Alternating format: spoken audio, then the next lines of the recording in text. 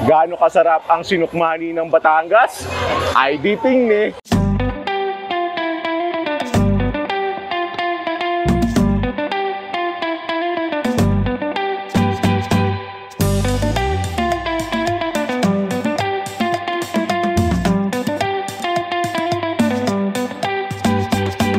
Narin tayo sa tinuguriang rice granary ng probinsya, ang bayan ng Rosario, para sa kanilang Sinukmani Festival kung saan ibibida nila ang kanilang pinagmamalaki na kakanin. Pwede ko kayong tanungin isa-isa kung anong hinahanap nyo sa Sinukmani. No, yung dapat balanse lang yung sugar, yung coconut milk, tsaka it has to form.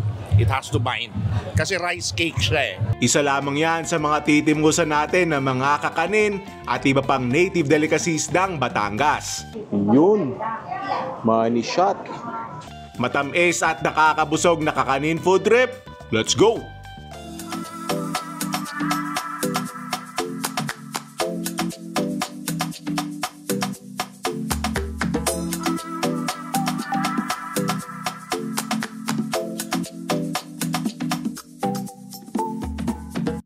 Ayan, good morning po. Pwede po kayo magpakilala? Ako po si Alma, ang may-ari ng Alma's Native Delicacies. Since sa lola ko pa to.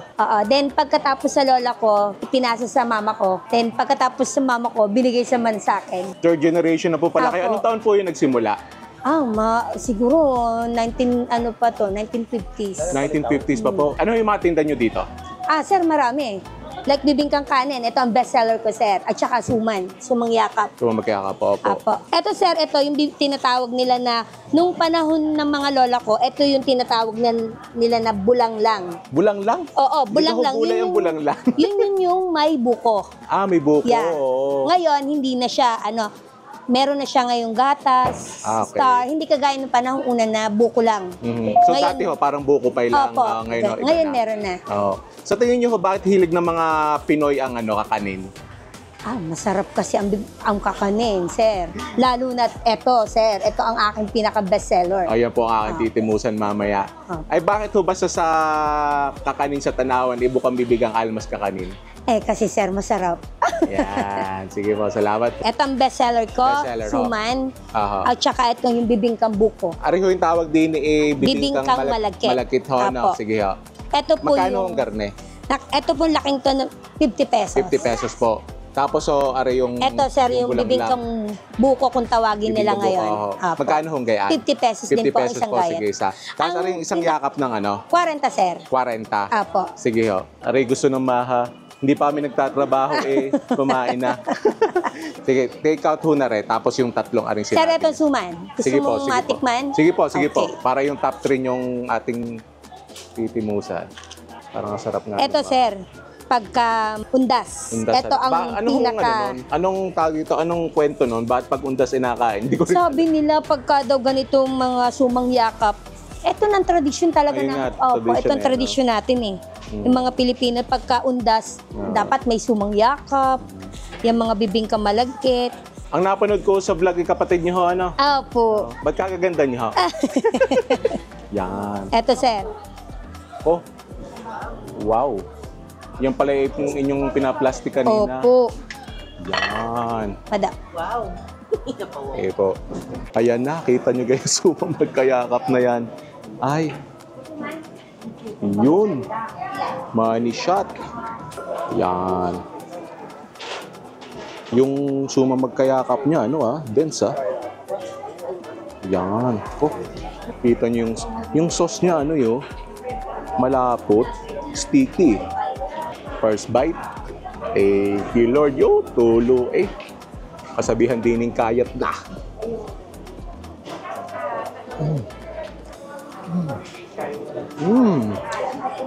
Grabe yan. Iba yung niya, yung sauce niya. Iba yung tamis. Na siya Ito yung literal na caramel Tapos yung niya, yung pinakasuman, wala masyadong tamis. More on siya. More on density ng kanin. Tapos talagang kaya kahit matamis yung sauce niya, tama-tama pag pinagsama.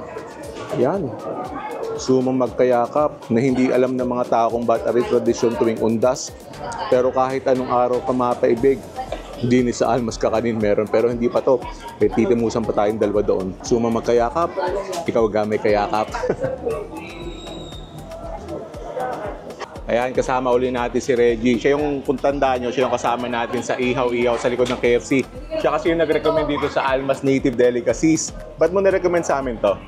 Kasi ito talaga yung pinakamasarap na bilihan ng kakanin dito sa Tanawan. Kasi yung specialty ng Tanawan is yung sumamag kayakap. So parang cornerstone ng specialty ng Tanawan is si Almas Native Delicacies talaga, yung suman talaga nila. Kasi napakasarap. Pag undas talaga, hindi siya nagpapa-reserve, hindi siya nagpapano. First come, first serve. First come, first serve, eh, no? Pipila ka ng madaling araw dito para bumili ng suman. Pero kahit hindi undas, ang daming tao Ang dami no? talaga, oo, kasi Kaya pala kilala sabi talaga mo, siya. dapat agahan ko dahil maya-maya rin kasi- ubus na, no? Oo, masarap. Tsaka yung putong dilaw. Oo. Ako hindi ako mahilig sa putong dilaw, pero pag kay Alma bumibili, masarap talaga, kinakain ko yan. Tsaka yung suman talaga, the best talaga yung suman. Tsaka yung mga kakanin niya. Yeah. Solid, ang dami-dami naman. At anong oras kayo nagbubukas? Before 6 po. Before 6 p.m. Tapos hanggang ng oras? Depende po sa bilihan. Basta po, Pero until hanggang 2 o'clock lang kami. kalimita po, ubos na po yun. Oo. Tapos sa araw-araw ho yung bukas? Everyday. Everyday po. Yan na.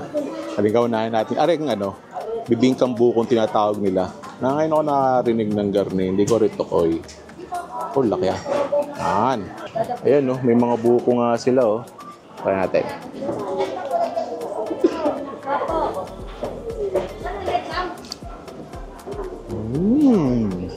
Parang nga siyang buko pie, pero mas may ligat ng konti. Mas milky ng konti. Pero ang sarap nga nito. Tapos yung ibabaw, medyo crispy ng konti. Wow! Ba't rin hindi uso sa ibang tindahan ng kakanin? Kasarap din. Tapos aring maha, na nakailang sabi sa akin si Aisha magkakalimutan ng takeout. Yung maha din ni dilaw.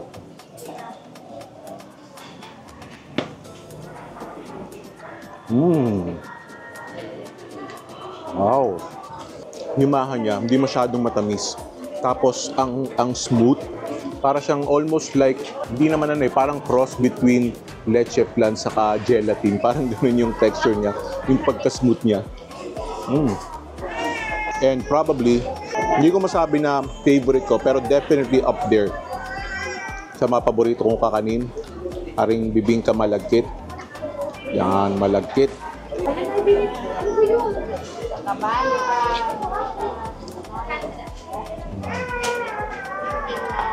Yung sinasabi nila na madaling araw pala ang may pila na din are, pipilahan ko.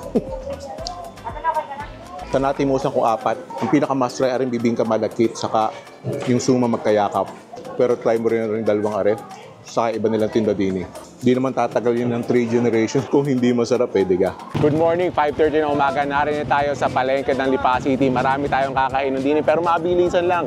Kaya panoorin nyo. Meron ako ipapakita sa inyo ng mga kakanin at native delicacies na wala sa inyo. At din tayo magsisimula. Hindi kwek-kwek yan. Kung alam nyo ang tawag dyan ay mga kababayan ko kayo. At yan, may mga TYL gang tayo din Kumusta mga idol? Hindi tayo magsisimula. Yan, saktong dating natin, nagluluto ng bago. Sadya naman hindi ko pa rin sinasabi kung ano ari. Maya-maya, i-interviewin natin si ate mamaya tungkol din Ang ganda ng kulay Kasi aminin naman natin sa hindi, pagkaya ang kulay, appetizing sadya. Kaya nga tayo mahilig sa kwek-kwek At kaya kami mga Batanggenyo ay mahilig din Ayan, good morning Ano ang pangalan nyo? Melinda. Melinda ho. Ayan, sa mga hindi ho nakakaalam, ano aring tinda nyo? Butchi-butchi. Butchi-butchi. Ano, hindi sa Batangas kasi butchi-butchi ho sa dyan tawag ano. Ano ho ang laman yan? Kamote. Kamote, ayan. Tapos ilang taon na kayo nagtitinda din Bali, 44. 44 years so. Kayo ho sa dyan ang pinakasikat na magtitinda ng butchi-butchi din sa Lipay. Ano? Ba't ho gustong-gusto rin ng mga Batanggenyo? Kasi nasasarapan siguro sila. Sa dyan naman nasasarapan sa dyan. Yan, thank you. Ayan, first stop natin din sa palengke ng Lipa ay isang native delicacy na hindi kilala ng mga karamihan ng tao outside of Batangas. Ari ang tinatawag namin na butchi-butchi. Yan, nakala nyo kwek-kwek. Tanda ko dati, may mga bisita ako, pagkakita nila dyan, ano yan, kwek-kwek? Ay, hindi ho. Ari ay butchi. First bite. Thank you, Lord.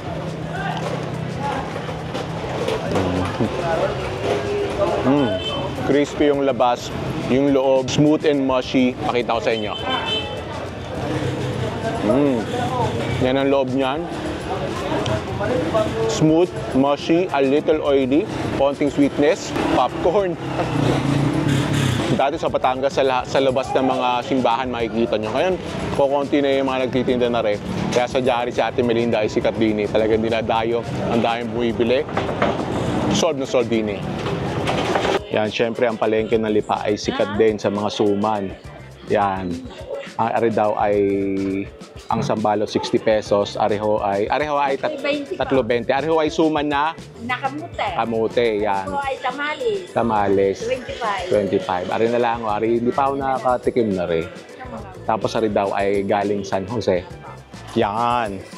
Di naman tayo sa suman. Wala tayo isa. Yan.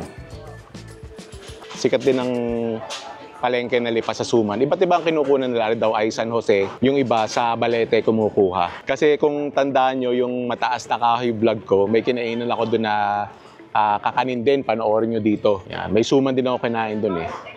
Yan. Ari daw ay malagkit. Yan. Natin. First bite. Thank you, Lord. Ari suman na rin. Yung matamis, pero kami, growing up, talaga rin, sinasawsaw pa namin sa asukal. At rin sadya, perfect nakapares ng kape. Speaking of kape, sana may makita tayo na nagtutulak, nagtitinda ng kapeng barako. Ari naman, sumang kamote. Ngayon ako makakatikim na rin. Kala may pinalansya eh. Kala mo sumang dapa. Oh, makapit. Yan. Uy!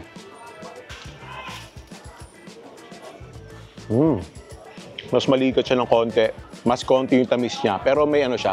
Mas may bite siya ng konti. Mas may tikas siya ng konti. Masarap. Pero mas gusto ko yung classic. Yan. Tapos na tayo din sa suman. Tapos doon, kita nyo yung mga kalderong iyon. Must try din iyon. Yan. Ako'y lagi nabili din eh. So meron siya din yung tinutong. Tapos ari ay bilo-bilo na ang tawag sa amin ay pinindot. Ba't kakaunti na kaaga na namin pumunta eh. Kakaunti pa. Tapos, ginataang halo-halo. Yan. Ari ang lagi ko ino-order din eh. Kaso, napaibig din sa binalatungan, tinutong. So, order tayo ng garne, saka ari classic, ari pinindot. Magkano din sa binalatungan? 15. Sige, isang order. Tapos din ho, 15. Pareho, tig-isa.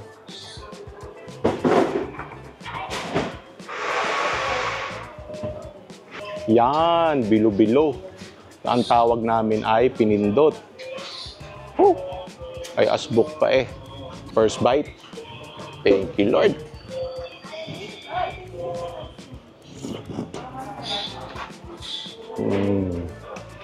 Yung sakto lang na tamis, yung maligat na bilo-bilo. Yan, may kamote rin. Ba't dami na natin nakakain kamote din eh?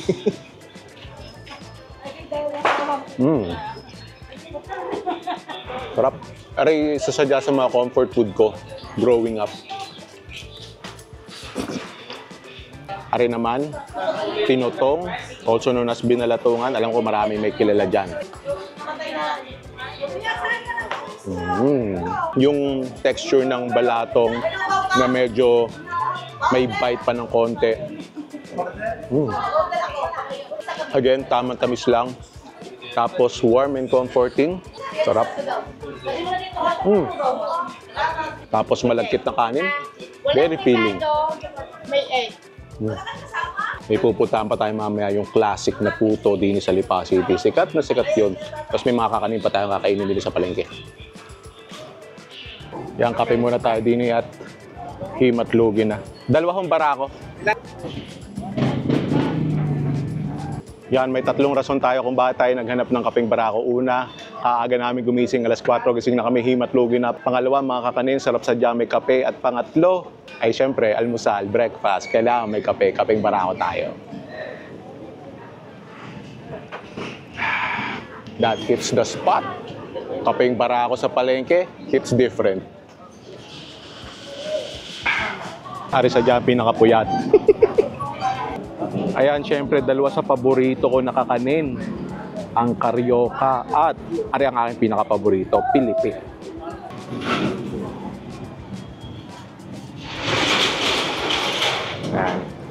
Yan, Carioca.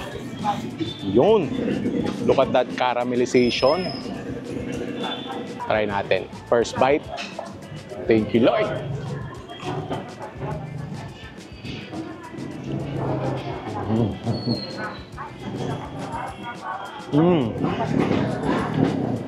Yung medyo makonting ligat na kakanin, tapos yung crispy, almost crunchy na caramelization.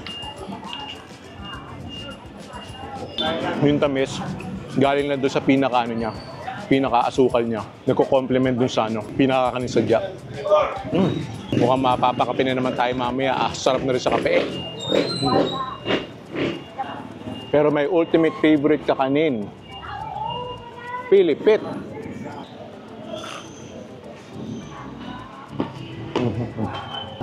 Actually, halos pareho lang naman itong dalawang to eh. Yung korte lang yung pinagkaiba. Tapos ito, medyo may pagka-burnt sugar yung pinaka-asukal nito. Sarap talaga. Tanda ako nung bata ako, lagi ako nagpapabili na rin. Sa sobrang lakas ng mga tinda ni ate, yan, may mga reseller na siya. Hindi lalako. Dadako po ako dito. Last stop natin din sa palengke. Save the best for last tayo. Pero meron pa tayo mga kain mamaya ha. Din tayo sa Ninay's Puto. Yan. Ano yung mga nakatab. Pero tayo, nag-advanced order tayo nung nakakahon. Tig-isa ng malagkit saka ng alsa. Yan, kung gusto nyo umorder, yan ang number. Yan, ari yung tinatawag na puto alsa. Ari yung parang pinaka-classic na puto. Ari yung putong kilala nyo. Ari sadya ang kanilang claim to fame. Yung kanilang putong malagkit. Look at that. Kahit mas sikat yung malagkit, ay parehong binibili yan. Tapos lalagyan mo ng latek, yung pareho din. Tapos bubudburan mo for that, yan, crunch, toasty flavor. Pari mo ng alsa. First bite. Thank you, Lord. Sinubo na ng buo. Yung classic na puto taste, freshly made. Pero kahit yung alsa nila, may lagkit na ng konti. Pero ari sadya yung lagi ko binibida sa mga turista at ipinapasalubong sa aking mga kaibigan. Shoutout, Foodie Fred, gustong-gusto niya rin.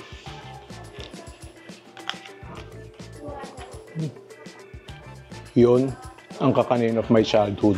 Yung malagkit na puto, tapos yung matamis na latik, crunchy na toppings. Ba't ka iisang nilagay ko sa plato? Pinano ko na eh. Pinatali ko na sa bahay na lang yung iba. Solid stop din sa palengke para sa ating kakanin food crawl. See you sa next one. Nariyan naman tayo sa D-Lovers Line Bibingka. Siguro up there with Ninay's Puto. 1 at 2 sila sa pinakasikat na kakanin din sa Lipa City. At yung D-Lovers Line Bibingka. They still do it the old-fashioned way. Gamit ay uling sa kayang clay pot. Pero ngayon, nag-modernize sila ng kaunti. Yung source of heat sa ilalim ay gasol. Pero yan, nilalagyan pa rin ng cooling sa ibabaw. Yan. Tapos nire-regulate nila yung heat. Tapos yan, yung galapong nilang iyan, yung recipe nilang iyan, ay more than 100 years na ang recipe na yan. At kita nyo naman yung uling na yan, yung init ay, galit na galit ay. Yan, tapos lalagyan ng asukal sa ibabaw para mag-caramelize yan. Mabilis lang mamaluto din. Yun, kita nyo. Medyo nakaka-caramelize na ng kaunti yung ibabaw. Yun, kita nyo. Umalsa na at nag-caramelize na. Mabilis na luto din eh. Parang mga 2 minutes siguro. Yan, tapos nilagyan na ng cheese. Yan, ready na yan. Yun. At sila din eh, halos maghapon ng mga yan na luto lang ng luto. Kasi sadya si Katari din eh, dami nabili, dine-in, take-out. Ari yung super special yung merong salted egg saka cheese. Tapos yan. Ito talaga never the same, never perfect ang itsura. Pero yan ay nakaka-addict sadya. Sadyang kulang ang isa. Bibingka, salted egg, cheese ay hindi ka ganapa paibig dyan. First bite. Thank you, Lord. Fluffy bibingka na merong crunchy texture dahil ng caramelization, sweet from the sugar, Salty from the salted egg and cheese. Kaya sabi ko sa inyo, lahat ng vloggers na turista na dinala ko din ay sarap na sarap din. Kaya kailangan nyo matimusan para malaman nyo. Tapos sikat na sikat din sa mga artista. Talagang sila din ay nagda-drive-thru. Titigil lahat sila din ay pipick up ng order. Tapos, may ka-partner yan na libreng salabat. Unlimited yung salabat. Solid stop din sa Lipa para sa iba't ibang klaseng kakanin. Bukas, Rosario, Batangas naman tayo para sa kanilang sinukmani. Kita-kita tayo lang.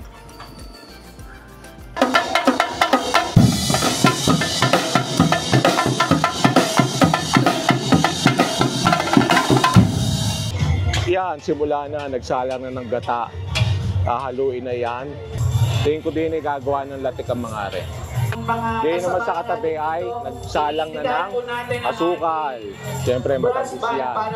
Balita ko, ari daw sa dyan, mga legends din eh. Na mga magsisinukman eh. Kita nyo, chill na chill lang sila.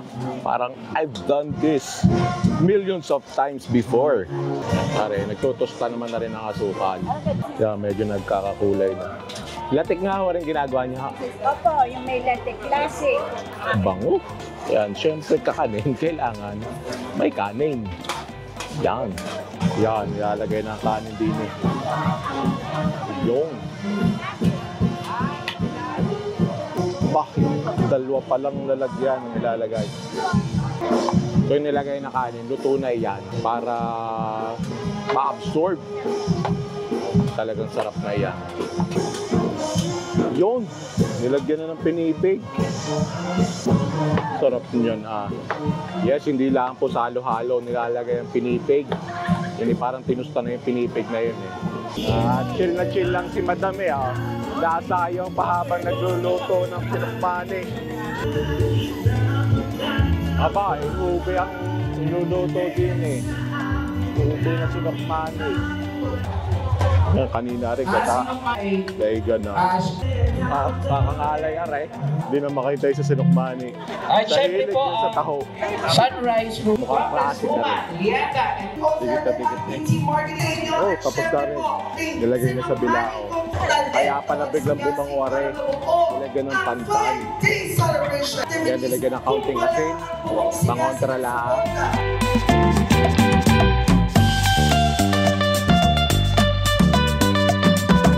Ayan, nilalagyan na ng latek. Pareho kanina gata, ngayon latek. Ari daw, coffee mocha na flavor. Ba, kakaiba yan. Sabi ni Madam, ang sinukmani daw masarap na kaulam ng kape. O, tama nga naman, di nilagay na niya dyan. Tubig na lang daw kailangan mo. Ang atake naman ni Madam Dina ay naka-serving size na. Dadampot ka na lang. Ayan, hiniwa-hiwa na. Nilagay sa daon ng saging. Nilagyan ng latek. Iyon. Kung hindi ari i-judge pa, ay nakadampot na kabin eh. Marami ka napapaibig sa sinukmani ng mga ari ay biting ni ang mga nakaabang na tumimos ng sinukmani din eh. Yan, nilalatag na mga sinukmani. Meron tayong mga classic na sinukmani. Tapos meron yan, medyo modern. With chocolate with almond, buko with cheese, tapos chocolate with feelings. Bangis! Ayan, kasama natin si Maestrong Leas. Ikaw yung isa dyan, taga din sa Rosario eh, no? Oo, ako'y tubong Rosario. Talaga ng mga kilalang kilala na ang Sinukmani Festival. Ayun. Ano masasabi mo tungkol sa sinukmani nyo? Ang Sinukmani ng Rosario ay talaga namang napakatamis, Yun. napakasarap, napakaligat, Yun. at talaga namang ipagmamalaki ng bayan ng Rosario. Yun. Kaya naman tayo dumayo pa din sa Rosario. Kala mo kalayo naman eh. Pero nakita ko si Maestrong Leas eh. Ayos na ang punta din eh. Tayo titimos mamaya ng sinukmani. Anong hinahanap mo sa isang sinukmani? Naniniwala kasi ako na halos lahat yan pare-parehas. Pero may isang unique dyan na lasa na talaga namang tatatak sa ating panlasang Batanggenyo. Yun naman. No, follow nyo, Maestrong Leas. Follow niyo po ako. Yun. At si Sir J. Sar. Yun. Yan, tinitimusan na ng mga judges. Una na kayo, chef. Maya-maya kami. Istorbohin natin ng kaunti ang mga re kung anong hinahanap nila sa sinukmani. Hindi ko kayong tanungin isa-isa kung anong hinahanap nyo sa sinukmani. Okay, sabi lang ni chef, no, ako rin kumakain ako ng sinukmani, no, yung dapat balance lang yung sugar, yung coconut milk, tsaka it has to form, it has to bind. Kasi rice cake siya kumbaga. Ang hinahanap kasi po namin, yung kita po pa rin namin yung butil, noon pong sa malagkit. And then sabi nga din po ni chef kanina, nung nag-uusap kami, we are looking for yun pong form niya. Pag kinayat niyo po talaga, mabubuo pa rin yung form. And then yung balance ng flavor po. And then, ako po kasi classic. Gusto ko talaga yung classic na sinukmani po. Yung hinahanap po sa sinukmani, yung consistency at saka yung lasa, hindi siya dapat overpowering. Andun pa rin tayo sa classic style ng sinukmani talaga. Yeah, binigyan na kami ng plato. Titimos na. Yon, dali ka ngayon. 10 iba't ibang klase ng sinukmani. Yan. Titimusin natin. Ari muna, yung classic ang itsura. First bite. Thank you, Lord. Nandun yung konting tamis, yung classic na sarap, yung ligat, may bite ng konti, may mga crispy part. Sarap. Ano naman? Same classic taste. Ano naman, may buko. May konting nutty taste. Are, another classic. Ito parang may mga konting tutong, which is na para sa akin ang sarap. Parang may lasang langka. Pero may konting fruity na sweetness. Again, with the classic taste. Ari naman, may caramel, may ube. Ang aking naging sa may bahay. Ang dating bukal. Bagay pala ang ube sa sinukmani. Ari naman, choco almonds. Kahit ako, baka pwede. Yung caramel na medyo may sweet na burnt na lasa. Tapos yung crunch ng almonds. May bias ako sa almonds sarap nun. Kung saan sinukmani namin. Wala na doon yung classic na taste ng sinukmani. Pero masarap. Lalo na kung hindi ko sa ube. Ari naman, ligat na rin. Sabi nga ni Maestro, lahat yan. Kumbaga mga legend na magluluto ng sinukmani din may kanya-kanyang sarap, iba't ibang flavors, iba't ibang style, pero one thing for sure, ang sarap ng sinukmani ng Rosario. Pero hindi lang ang masarap sa Rosario. In case you miss it, nag-food crawl tayo sa Rosario, panoorin dito, solid ang food crawl na yun. And of course, don't forget to click the subscribe button and notification bell para kita-kita tayo sa future food. Thank you for watching. I'll see you in a bit.